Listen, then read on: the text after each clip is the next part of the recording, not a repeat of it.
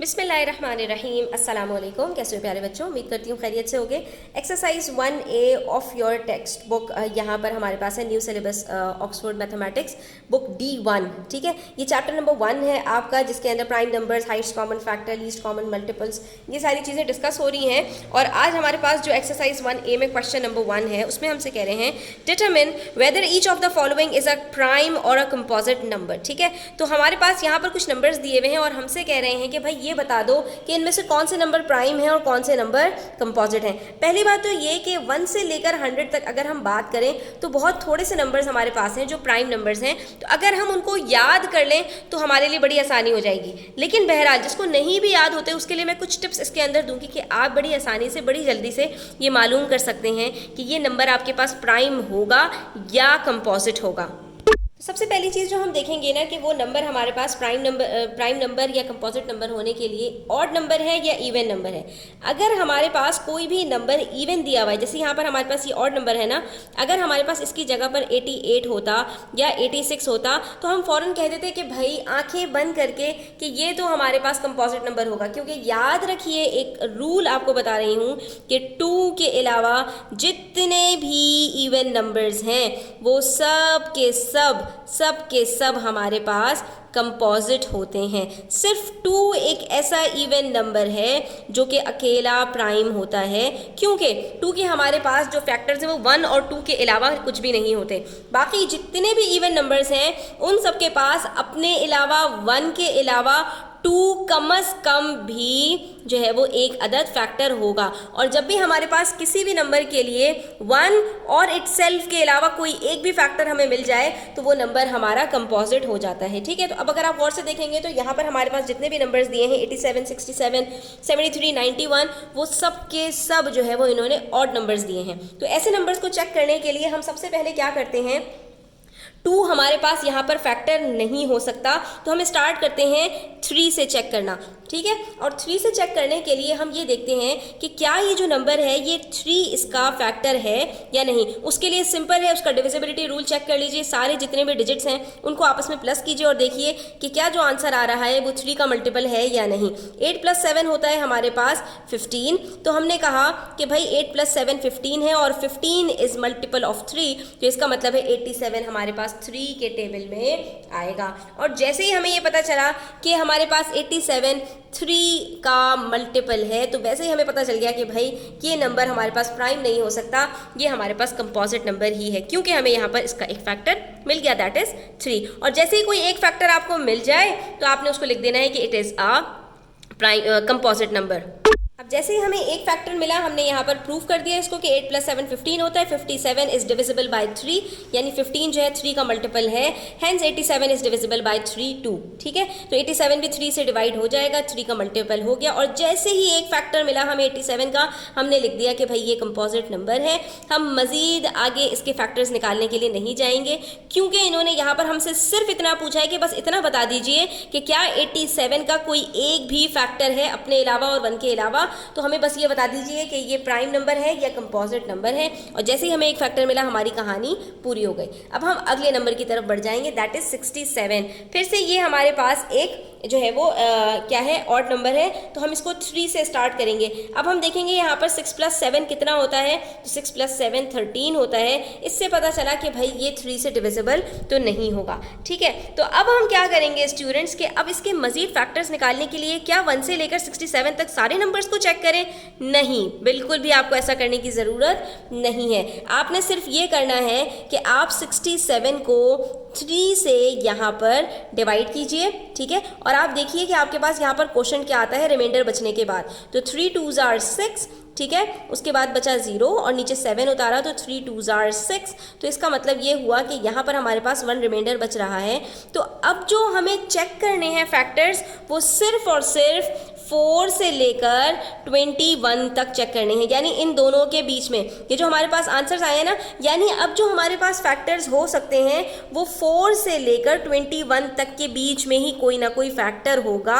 इसके अलावा जो इतने बड़े नंबर्स इसके बाद वाले हैं उनके लिए हमें चेक करने की ज़रूरत नहीं है। वो क्यों नहीं है वो भी आपको मैं समझाती हूँ। अब हम देखेंगे यहाँ पर जितने भी इवन नंबर्स हैं उन सबको तो हटा दीजिए, सिर्फ ऑड नंबर्स को हम चेक करेंगे और उसमें से भी सिर्फ ऑड नंबर्स वो जो कि हमारे पास प्राइम नंबर्स हों। तो अब हमारे पास यहाँ पर 4 से लेकर 21 तक के बीच में कौन कौन से ऑड नंबर्स हैं? सबसे पहले 5, फिर उसके बाद 6 छोड़ के 7, फिर 8 छोड़ के 9 भी हमारे पास ऑड नंबर है लेकिन 3 का मल्टीपल है, 3 के टेबल में आता है तो 9 को भी छोड़ देंगे। फिर अगला नंबर है हमारे पास 11, उसके बाद है हमारे पास 13, फिर हमारे पास 15 अगेन इवन नंबर वो ऑड नंबर है लेकिन हमारे पास कंपोजिट नंबर है तो 15 से भी चेक नहीं करेंगे।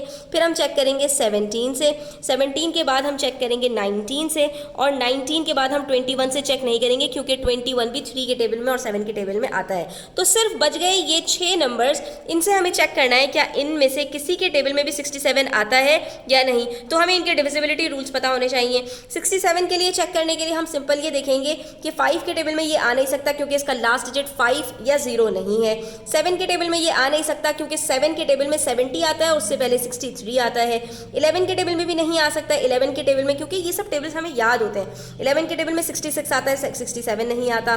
13 के टेबल में भी हमें पता है 65 आता है, ठीक है। तो हम कह रहे हैं कि भाई यहाँ पर ये 13 के टेबल में भी नहीं आ सकता।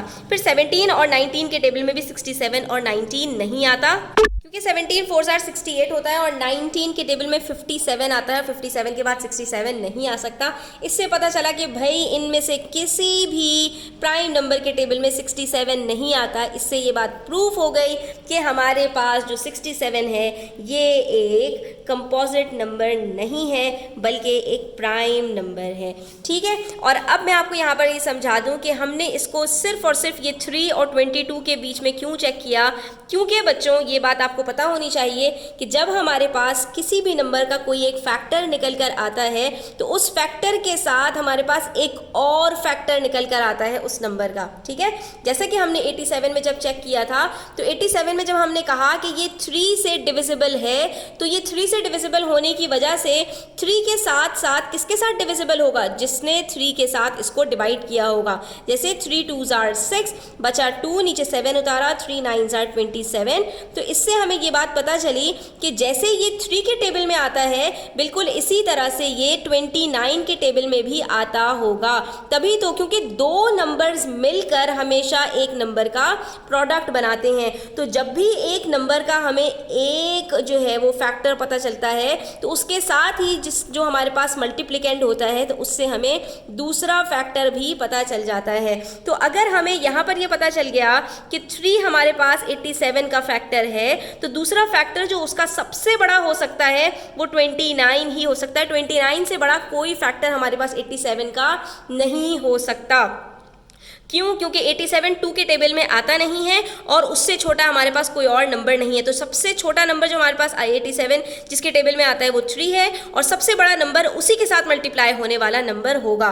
तो जब यहाँ पर ये 67 3 के टेबल में नहीं आता तो इसका मतलब ये हुआ कि 3 के साथ अगर कोई नंबर मल्टीप्लाई करके इसको लेकर आ सकता होता तो वो सबसे बड़ा नंबर होता जो 67 जिसके टेबल में आता होता। लेकिन जब वो भी नंबर उसके टेबल में भी 67 नहीं आ रहा तो बाकी जो नंबर्स बचते हैं वो सिर्फ बीच के नंबर्स बचते हैं जिसके टेबल में ये 67 आ सकता होता। तो बस हम यहाँ पर ये लिख देंगे कि 67 is not divisible by any prime number, कोई इसका प्राइम फैक्टर नहीं है, इसलिए ये क्या है? प्राइम नंबर है, ठीक है। अब हम 73 का चेक करेंगे तो 73 को भी हम 3 से चेक कर लेते हैं। 7 + 3 क्या होता है? 10 होता है, इसलिए कि तो ये भी हमारे पास जो है वो 3 का मल्टीपल नहीं है, लिहाजा ये 3 से जो है वो डिवाइड नहीं हो पाएगा। फिर अगला हमारे पास जो प्राइम नंबर है वो 5 है, 5 के टेबल में भी 73 नहीं आता। फिर हम अगला नंबर चेक करेंगे दैट इज 7, 7 के टेबल में भी 73 नहीं आता। 7 10s are 70 होता है, 7 11s are 77 होता है, 11 के टेबल में भी नहीं आता। अब हम चेक करेंगे 13 के टेबल से। तो 13 के टेबल के लिए आप क्या कीजिए कि आप यहाँ पर इसको डिवाइड करके देख लीजिए क्योंकि 13 थोड़ा सा बड़ा नंबर है। तो 13 के टेबल में हमारे पास 13 5s are 65 होता है, ठीक है। तो हम यहाँ पर इसको 65 से डिवाइड करके देखते हैं और यहाँ पर हमारे पास बच गया सिर्फ और सिर्फ 8, ठीक है। तो अब ये 13 के टेबल से भी डिविजिबल नहीं है, लेकिन यहाँ पर हमारे पास इसको 13 को हम जो है वो जब चेक कर रहे हैं तो अगला जो हमारे पास फैक्टर आ रहा है कि यानी अगर ये 13 से डिवाइड हो पाता तो किससे हो पाता, 13 को 5 से मल्टीप्लाई करने से हो पाता, पॉइंट समथिंग, ठीक है। तो इसका मतलब ये है कि जो फैक्टर्स हैं इसके वो 13 और 5 के बीच में ही होते। इससे ये बात प्रूफ होती है कि ये 73 भी हमारे पास प्राइम नंबर है, ये भी हमारे पास कंपोजिट नंबर नहीं है। अब आप इसको चेक भी कर लीजिए, 13 के बाद आप चेक कर लीजिए 17 से, तो 17 के टेबल में भी 73 नहीं आता। 18 उसके बाद 19 के टेबल में भी 73 नहीं आता। फिर हमारे पास अगला जो प्राइम नंबर है 23 के टेबल में भी 73 नहीं आता। हमें सिर्फ प्राइम नंबर से ही चेक करना होता है, ठीक है। 23 के बाद 29 हमारे पास जो है वो प्राइम नंबर है। 29 के टेबल में भी 73 नहीं आता। 29 2 जार हमारे पास होता है 58, और उसके बाद जब आप प्लस करेंगे तो वो आपके पास जो है वो चला जाएगा 80s में, ठीक है। तो इसका मतलब है कि 29 के टेबल में भी नहीं आता, और आगे आप चलते चले जाएंगे तो आपको नज़र आएगा कि किसी के टेबल में भी 73 नहीं आता। तो 73 भी हमारे पास यहाँ पर एक प्राइम नंबर होगा, कंपोजिट नंबर नहीं हो सकता। उसके बाद बारी आती है 91 की। तो 91 को हम चेक कर लेते हैं कि 91 3 के टेबल में आता है या नहीं। तो यहाँ पर स्टूडेंट्स 91 को हम 3 से डिवाइड करके देखें तो 9 + 1 10 होता है। इसका मतलब है कि 91 भी हमारे पास 3 के टेबल में तो नहीं आता। तो नेक्स्ट प्राइम नंबर हम 5 से चेक कर लेते हैं। 5 के टेबल में भी 91 नहीं आ सकता क्योंकि इसका लास्ट डिजिट 0 और 5 नहीं है। फिर अगला नंबर हम चेक कर लेते हैं 7 से कि 7 के टेबल में 91 आता है या नहीं। तो 7 से डिवाइड करके देख लेते हैं। 7 1 जार 7, बचा 2, नीचे 1 उतारा, 7 3 जार 21। मुबारक हो बच्चों, ये हमारे पास 7 से कम्प्लीटली डिवाइड हो गया क्योंकि हमारे पास कोई रिमाइंडर नहीं बचा। इससे हमें पता चला कि भाई 91 जो है वो 7 के टेबल में आता है, 7 से डिविजिबल हो रहा है।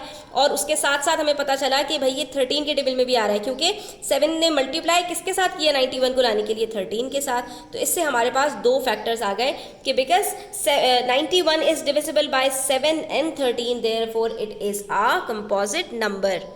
तो अगर मैं आज के लेसन को समराइज करूं स्टूडेंट्स, उससे पहले मैं आपसे रिक्वेस्ट करूंगी कि प्लीज़ चैनल पर नए हैं तो सब्सक्राइब कर लीजिए, और वीडियो अच्छी लगे तो प्लीज़ लाइक कीजिए, अपने फ्रेंड्स के साथ ज़रूर शेयर कीजिएगा।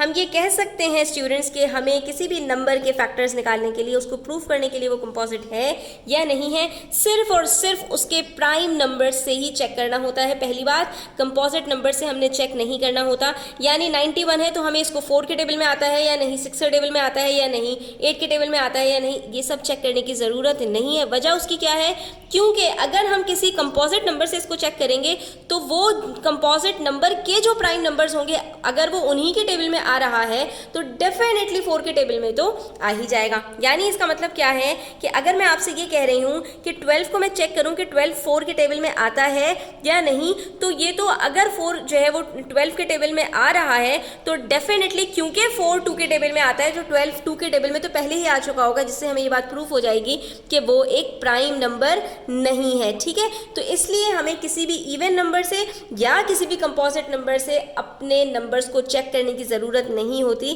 कि वो कंपोजिट हैं या प्राइम है, बल्कि हमने सिर्फ और सिर्फ प्राइम नंबर से ही चेक करना होता है कि अगर कोई प्राइम नंबर इसका फैक्टर निकल आया तो डेफिनेटली ये एक कंपोजिट नंबर होगा। जैसा कि आप देख सकते हैं कि 91 हमारे पास क्योंकि 7 और 13 के टेबल में आ रहा था, इससे हमें पता चल गया कि ये जो हमारे पास नंबर है ये कंपोजिट नंबर है। तो जनाब आज के लिए इतना ही। अपना बहुत सारा ख्याल रखिएगा। अल्लाह हाफिज़।